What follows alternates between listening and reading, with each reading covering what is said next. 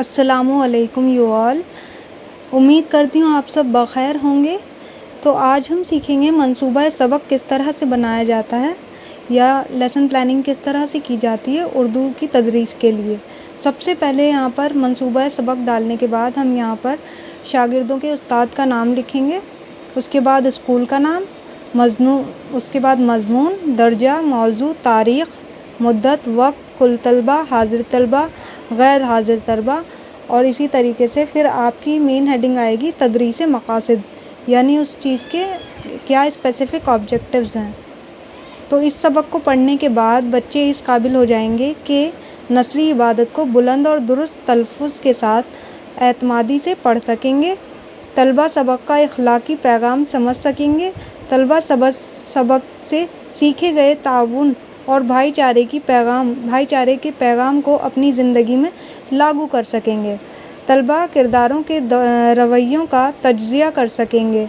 اسی طریقے سے نیکسٹ ہے، طلبہ فیصلہ کر سکیں گے کہ کس کردار کا عمل درست تھا اور کیوں۔ اس کے بعد امدادی اشیاء آ جائے گا۔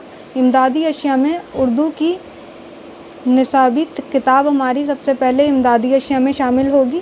اس کے بعد بلیک بورڈ، وائٹ بورڈ یا گرین بورڈ جو بھی اویلیبل ہوگا کلاس روم میں اس کو آپ یوز کر سکتے ہیں۔ چوک یا مارکر، کٹ آؤٹس یا فلیش کارڈ ایز امدادی اشیاء آپ یوز کر سکتے ہیں اس میں۔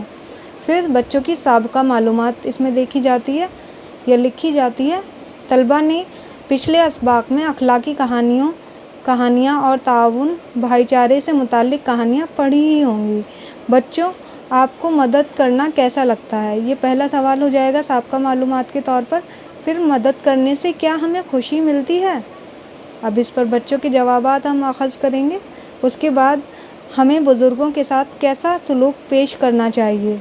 اس کے بعد طلبہ کے جوابات ہم لکھیں گے جس میں مدد کر کے انہیں اچھا لگتا ہے، یہ مدد کرنے سے ہمیں خوشی ملتی ہے اور ہم پرسکون احساس کرتے ہیں۔ ہمیں بزرگوں کے ساتھ نرمی اور محبت سے پیش آنا چاہیے۔ اس کے بعد تمہیدی گفتگو آئے گی ہیڈنگ، اس میں آپ لکھ سکتے ہیں، پیارے بچوں یہ بتائیے کہ آپ نے کبھی سوپ پیا ہے؟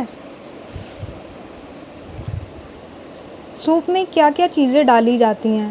کیا آپ جانتے ہیں کسی کہانی میں پتھر کا مطلب ہمیشہ اصلی پتھر نہیں ہوتا؟ نیکسٹ کوشچن ہوگا، کیا آپ نے کبھی مل جل کر کوئی کام مکمل کیا ہے؟ اب اس میں طلبہ کے جوابات دیکھ لیتے ہیں۔ کچھ کے جوابات ہاں اور کچھ کے جوابات نہ میں رہیں گے۔ اس کے بعد کچھ طلبہ کو سوپ میں ڈالی جانے والی چیزوں کے نام معلوم تھے۔ بچوں کو پتھر کا مطلب صرف پتھر ہی معلوم ہوتا ہے اس اسٹیج پر، تو آپ وہی لکھ دیں گے۔ اب اس کے بعد آخری تھا، جی میم مل جل کر ہم نے کام کیا ہے اور ہمیں ایسا کرنے سے خوشی ملتی ہے۔ اب یہاں پر معلمہ کیا کریں گی؟ اعلان سبق کریں گی۔ طلبہ کے جوابات کی روشنی میں اعلان سبق ہوگا۔ پیارے بچوں، آج ہم پتھر کا سوپ سبق نمبر جو بھی ہے سبق نمبر مینشن کریں گے اور صفحہ نمبر 37 پڑھیں گے۔ یہ NCERT کی بک سے لیا گیا ہے یہ سبق، تو اس میں پیج نمبر 37 ہے۔ پھر ہماری پریزنٹیشن ٹیبل آ جاتی ہے جس کو پیشکش کہتے ہیں اردو میں۔ پیشکش میں درسی نقطہ، شاگرد اساتذہ کی سرگرمیاں، طلبہ کی سرگرمیاں اور تدریس سیکھنے کا مواد یعنی ٹیچنگ پوائنٹ آ جائے گا، TLM، ٹیچنگ لرننگ مٹیریل۔ تو کہانی کا تعارف سب سے پہلے ہمارا ٹیچنگ پوائنٹ ہوگا۔ یہاں پر کہانی کا متن آ جائے گا یعنی کہ ٹیکسٹ کیا ہے کہانی کا۔ اس کے بعد استاد کہانی کے تعارف کو حقیقی زندگی سے جوڑ کر واضح کریں گی۔ اب اس پر اسٹوڈنٹس کا کیا رویہ ہوگا؟ طلبہ غور و فکر کر کے ساتھ بخاموشی سنیں گے۔ اور TLM کیا یوز ہوگا؟ درسی کتاب، تختہ سیاہ، کٹ آؤٹس، چاک۔ اسی طریقے سے نیکسٹ پوائنٹ ہوگا کہانی کا متن یا صفحہ نمبر 39 یعنی 39۔ بلند آواز میں سبق کو پڑھیں گی معلمہ، باری باری بچے بھی پڑھیں گے اور درسی کتاب یہاں پر ہمارا TLM ہو جائے گا۔ پھر کہانی کا متن آئے گا جو صفحہ نمبر 39 ہی رہے گا۔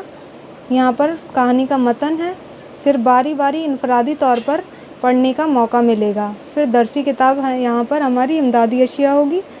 پھر مشکل الفاظ یہاں پر کچھ بچوں کو کرائے جائیں گے استاد تختہ سیاہ پر کچھ مشکل الفاظ لکھ کر پیش کریں گی، لائک سوپ، خوشامد، کسر ہے، ٹکٹکی باندھنا۔ ان کے جو بھی معنی ہیں وہ ٹیچر بتائیں گی۔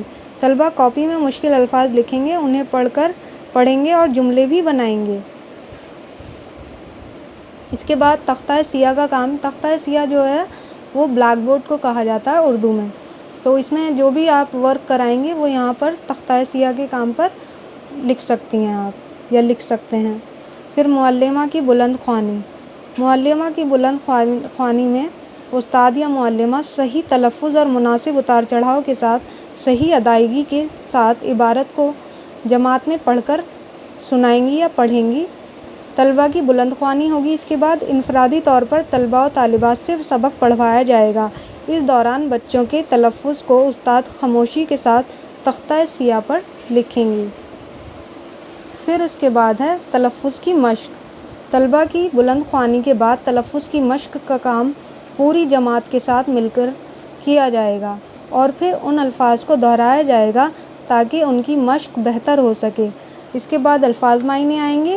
سوپ، خوشامد، کسر ہے، ٹکٹکی باندھنا، جوں کا توں اور احسان ماننا اور دور دراز، اس کے معنی بچوں کو لکھوائے جائیں گے، دیکھ لیجیے۔